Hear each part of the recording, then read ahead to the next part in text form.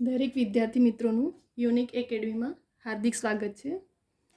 આજે આપણે ફરી ક્વોન્ટિટેટિવ એપ્ટિટ્યૂડના નવા ટોપિક ટકાવારી બરાબર આપણા સિલેબસમાં છે જ. આવનારી દરેક કોમ્પિટિટિવ એક્ઝામમાં આપણું ટકાવારી સિલેબસમાં છે.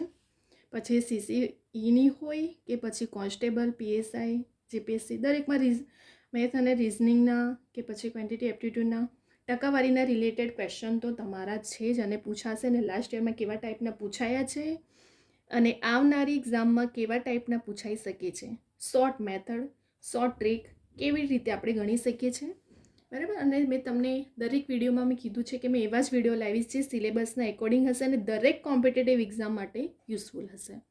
તો હવે આપણે ટકાવારી રિલેટેડ ક્વેશ્ચનો જે પૂછાયા છે આપણે સોલ્વ કરશું. કેવા ટાઈપના ક્વેશ્ચન પૂછાઈ શકે છે બરાબર. ચલો સ્ટાર્ટ કરીએ. 320ના 40% માઇનસ 40ના 320% બરાબર કેટલા બરાબર. હવે જો આવા ટાઈપના ક્વેશ્ચનો પૂછાઈ શકે છે અને આ વિડીયો ફક્ત કોમ્પિટિટિવ એક્ઝામના સ્ટુડન્ટ માટે નહીં, દરેક સ્ટુડન્ટ માટે યુઝફુલ છે બરાબર. સ્ટુડન્ટ સ્કૂલના હોય, કોલેજના હોય કે પછી ગમે તેટલા, દરેક સ્ટુડન્ટ માટે આ ઇમ્પોર્ટન્ટ છે. તો હવે આપણે સોલ્વ કરીએ. 320ના 40%. હવે જો મેં તમને પાછલા મારા વિડીયોમાં કીધું છે, જો ટકા આપણને શોધવાનું હોય તો 100 નીચે મૂકવામાં આવે છે બરાબર. અહીં ટકા આપણને શોધવાનું છે. તો 320ના 40% એટલે 320 ગુણ્યા 40/100 માઇનસ 40ના 320% કીધું છે. તો 40ના 320% કરો તો 40 ગુણ્યા 320/100 બરાબર. હવે આપણે કટ કરશું. આ 0 0 0 કટ થઈ ગયું તો શું બાકી રહ્યું? 32 ગુણ્યા 4. હવે આ માઇનસ છે, માઇનસ અહીં પણ 0 0 2 0 ઉપરના કટ થઈ ગયા અને નીચેના 2 0 કટ થઈ ગયા. તો 32 ગુણ્યા 4 બાકી રહ્યા. બંને બાજુ 32 ગુણ્યા 4, 32 ગુણ્યા 4 બાકી રહ્યા. 32 ચોક 128, 32 ચોક 128, 128 માઇનસ 128 કરશો તો 0 આપણો આન્સર આવી ગયો.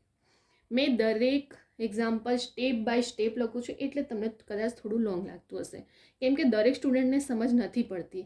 તો એમના માટે સ્ટેપ બાય સ્ટેપ લખવું તો વધારે એમને ઇઝી લાગશે અને લોકો જાતે પણ જ્યારે પ્રેક્ટિસ કરે તો સ્ટેપ બાય સ્ટેપ હશે ને તો એ સમજી શકશે બરાબર. એટલા માટે અને મેં ડાયરેક્ટલી આવી રીતે તમને આખી ગણતરી સાથે વિડીયો રેડી કરું છું, કેમ કે હું 1 કલાક સુધી એક ક્વેશ્ચન લખું અને ધીરે ધીરે એને કરીને ગણ્યા કરું, તમારું 1 કલાક વેસ્ટ કરું. એના એકોર્ડિંગ મને એવું લાગે છે કે એને તમારો ટાઈમ સેવ થઈ જતો હોય. તમે બીજા બધા, કેમ કે બહુ જ ઓછો ટાઈમ છે હવે કોમ્પિટિટિવ એક્ઝામની પ્રિપરેશન માટે. તો જો તમને હું સ્ટેપ બાય સ્ટેપ આખા દરેક ક્વેશ્ચનને સોલ્વ કરાવતી હું અને સ્ટેપ બાય સ્ટેપ બધું તમને આખું એટલા માટે જ મેં મેન્શન કરું છું, હાઇલાઇટ કરું છું અને દરેક પોઈન્ટ ટુ પોઈન્ટ સમજાવવું પડશે કે આના પછી આ સ્ટેપ, આના પછી આ સ્ટેપ, આના પછી આ સ્ટેપ. તો મારા ખ્યાલથી તો તમારો ટાઈમ સેવ થઈ જતો હોય તો તમે બીજા બધા પણ સબ્જેક્ટની પ્રિપરેશન કરી શકો છો બરાબર. અને શોર્ટ ટ્રીકથી, શોર્ટ મેથડથી તમે એને ગણી શકો છો. તો હવે આપણો ફર્સ્ટ આન્સર આવી ગયો. હવે આપણે સેકન્ડ ક્વેશ્ચન જોઈશું કે 16 ગ્રામ એ 4.8 kgના કેટલા ટકા છે. હવે જો અહીં ગ્રામમાં પૂછાયો છે ક્વેશ્ચન. તમે લાસ્ટ યરના પણ ગવર્મેન્ટના કોમ્પિટિટિવ એક્ઝામના રિલેટેડ ક્વેશ્ચન જોશો ને તો આવા ટાઈપના ક્વેશ્ચનો પૂછાયા છે. પછી એ ક્લાસ 3ની હોય કે ગમે તે એક્ઝામ હોય કોમ્પિટિટિવ બરાબર ગવર્મેન્ટની. હવે આપણે જોઈએ 4.8 kg એટલે કેટલા કેજી છે. તો આપણે સૌથી પહેલાં એને શેમાં ફેરવવું પડશે? ગ્રામમાં ફેરવવું પડશે. તો 4.8 kg એટલે કેટલા થાય? 4800 ગ્રામ થાય, કેમ કે આ ગ્રામમાં છે તો આપણે કેજીને પણ ગ્રામમાં ફેરવીશું. તો 4.8 એટલે 4800 ગ્રામ થાય. હવે આપણે પદ મૂકવાનું કે 4800 ગ્રામના કેટલા? 4800 કેજી હોય તો 16 ગ્રામ, તો 100 પર કેટલા? હવે શું કરવાનું? આ જે રકમ છે 16 અને 100 આપણે નીચેનો ગુણાકાર કરશું. પહેલાં 16 ગુણ્યા 100 અને ઉપરની રકમને નીચે મૂકશું. પદ મૂકવામાં આવે છે. હવે આ તો 9મા 10મા ધોરણથી આપણને હોય છે પદ મૂકવાનું બરાબર, કે 4800ના 16 ગ્રામ તો 100 પર કેટલા? કેમ કે ટકા શોધવાના હોય તો હંમેશા 100 પર શોધવામાં આવે છે એટલા માટે.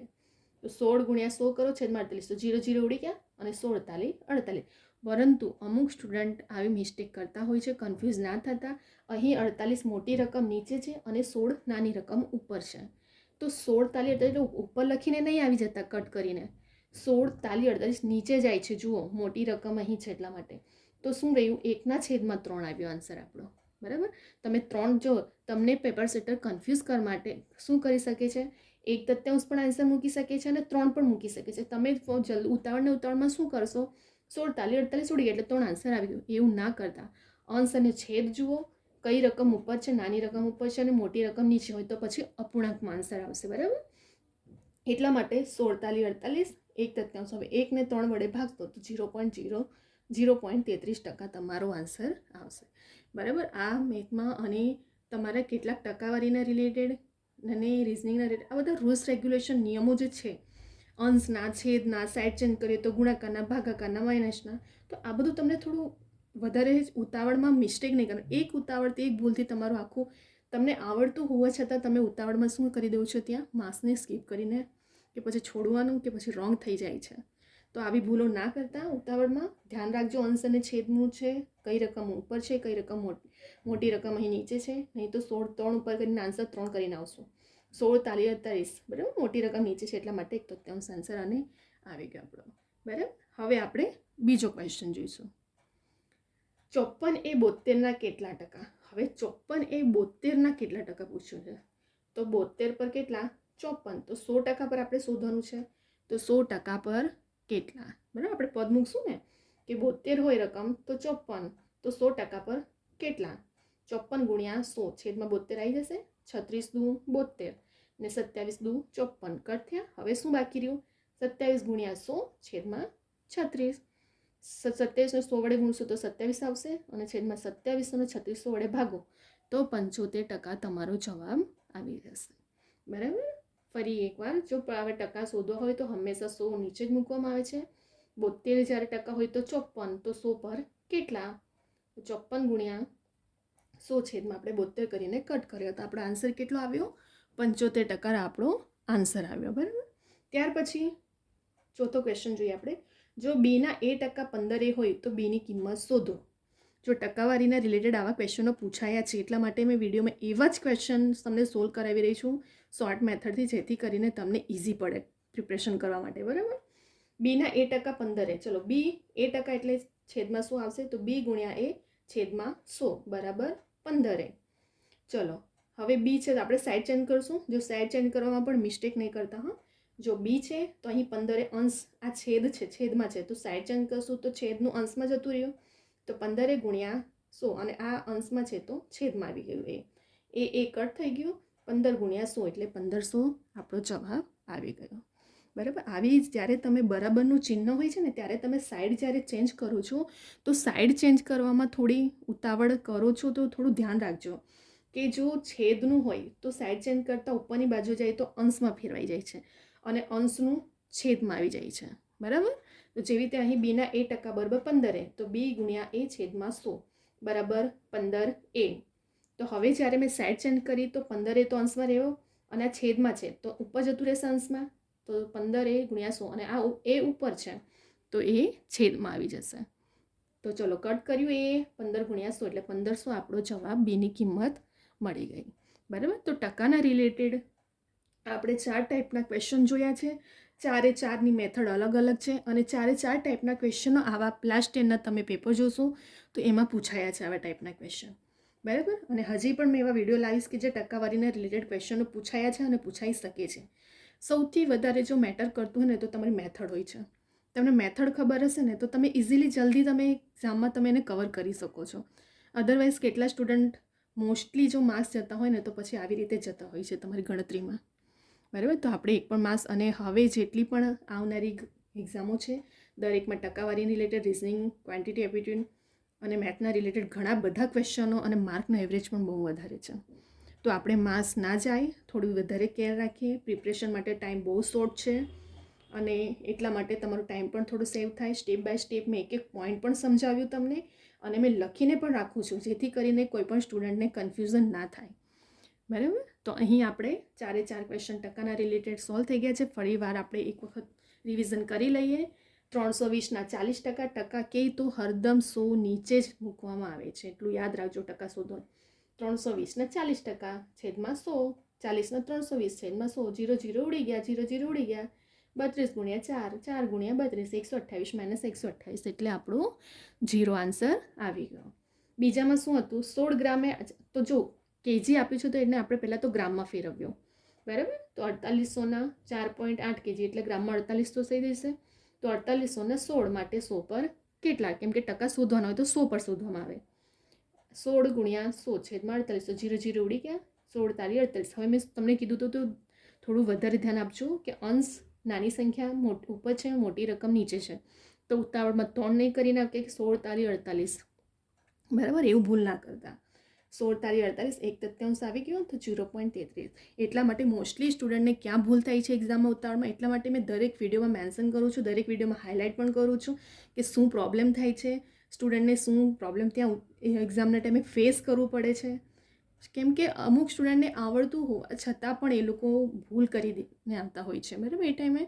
તો આપણેથી એવી મિસ્ટેક ના થાય, વધારે આપણે થોડું કરશું. ચલો, 54 એ 72% કેટલા? તો 72 પર 54 તો 100 પર કેટલા? અહીં પણ આપણે કટ કર્યું. 27 દુ 54, 36 દુ 72 ઉડી ગયા. 27 ગુણ્યા 100 36, 2700 ને ભાગ્યા 36 કરશો તો 75% આપણો જવાબ આવી ગયો. એવી રીતે બીના એ ટકાએ 15ના બીની કિંમત શોધો. તો મેં શું કીધું, સાઈડ ચેન્જ કરીએ તો અંશ ઉપર રહેશે અને છેદનું હશે તે અંશમાં ફેરવાઈ જાય અને અંશનું હોય તે છેદમાં. સાઈડ ચેન્જ કરતા, સાઈડ એટલે બરાબરનું ચિહ્ન પછીની જે રકમ હોય તેને સાઈડ ચેન્જ કરવામાં આવે છે. તો બીના એ ટકા છે એટલે શું આવશે? બરાબર 15. તો બીને સાઈડમાં કરો, કેમ કે બીની તો કિંમત શોધવાની છે. 15 ગુણ્યા 100 છેદમાં 1500 આવી ગયો જવાબ આપણો, બરાબર. અહીં આપણે 4 ક્વેશ્ચનને પણ રિવિઝન કરી લીધું. હવે વિદ્યાર્થી મિત્રો તમે સ્ક્રીનશોટ લઈ શકો છો અને વિડીયો ડાઉનલોડ કરીને જાતે પણ પ્રેક્ટિસ કરો. તમારી નોટબુક રાખો, જેથી કરીને તમને પણ થોડું, જો તમે જાતે પણ ગણશો ને આવું જોઈને તો તમને યાદ રહેશે, રિવિઝન થશે તમારું અને તમને પેપરના ટાઈમે કામ લાગશે એક્ઝામમાં, બરાબર. તો તમે અહીં સ્ક્રીનશોટ લઈને રાખો અને અહીં આપણે વિડીયોને સ્ટોપ કરીએ છીએ. જો તમને આ મેથડ ગમી છે, બરાબર, શોર્ટ ટ્રીક મારો વિડીયો ગમે છે તો તમે લાઈક કરો, શેર કરો, સબસ્ક્રાઈબ કરો, કમેન્ટ કરો, બીજા બધા સ્ટુડન્ટને પણ શેર કરો, જેથી કરીને દરેક સ્ટુડન્ટ સુધી આ વિડીયો પહોંચે. અને મેં દરેક વિડીયોમાં બોલું છું કે દરેક સ્ટુડન્ટ કોચિંગ એફર્ટ નથી કરતા, તો એમને સુધી આ વિડીયો પહોંચી શકે, બરાબર. અને કોઈપણ સ્ટુડન્ટ્સનેમાં કોઈ પણ ક્વેશ્ચન હોય, કોઈ પણ એક્ઝામ રિલેટેડ કે પછી કોઈ પણ ક્વેરી હોય તો તમે મારી ઇન્સ્ટાગ્રામની આઈડી છે કવિતા યુનિક એકેડમી, બરાબર. એમાં દરેક સ્ટુડન્ટને જે પણ ક્વેરી હોય છે મને ક્વેશ્ચન આન્સર કરતા હોય છે અને તમને રિપ્લાય પણ મળશે, બરાબર. કોઈ પણ કન્ફ્યુઝન હોય, કોઈ એક્ઝામના રિલેટેડ તમને પ્રશ્ન હોય તો તમને જરૂર સોલ્યુશન મળશે. તો આ તમે એને પણ ફોલો કરી શકો છો અને સબસ્ક્રાઈબ કરીને રાખો યુટ્યુબની ચેનલ પર, જેથી કરીને તમને દરેક નોટિફિકેશન મળતી રહે. હું જેટલા પણ વિડીયો અને જેટલા પણ ગવર્મેન્ટ એક્ઝામના રિલેટેડ અપડેટ થાય છે તરત જ તમને ઇન્ફોર્મેશન મળી જશે. તો નોટિફિકેશન બેલ આઇકોન પણ ઓન રાખો, બરાબર, જેથી કરીને તમને લેક્ચરના રિલેટેડ પણ વિડીયો મળે અને તમને શોર્ટ્સ વિડીયો પણ બધા જેટલા ઇન્ફોર્મેશન ગવર્મેન્ટના એક્ઝામના હોય કે પછી પ્રિપરેશનના રિલેટેડ હોય, બરાબર. તો અહીં આપણે વિડીયોને હવે સ્ટોપ કરીએ છીએ. હવે આપણે નેક્સ્ટ વિડીયો બીજા ટોપિક સાથે લઈને આવશું.